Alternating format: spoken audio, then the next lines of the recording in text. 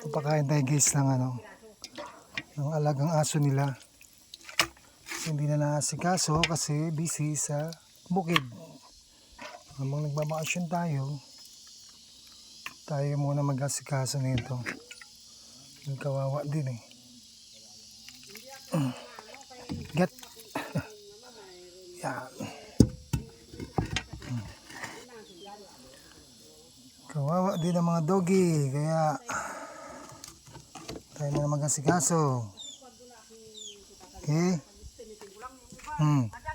Kain na kayo ha? Shh. Wait lang. Go!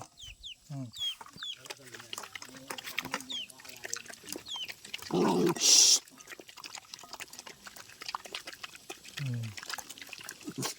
Sabik na sabik sila sa pagkain. Grabe.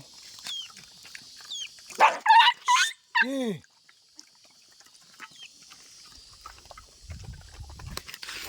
Ito pa.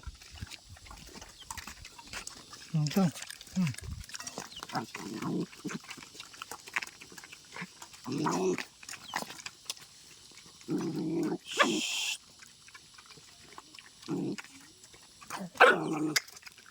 Eh. Grabe, mabos talaga. Sige na, kain na.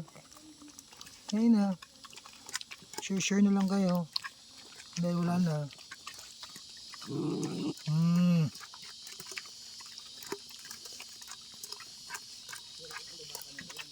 Grabe, tubig lang kanin. Tubig kanin at saka konting buto.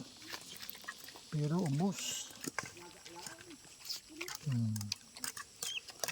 Mga 2 weeks tayo dito. Medyo mataba-taba na kayo. Yan po ang agahan nila ngayon. May tanghali pakapakain ulit tayo.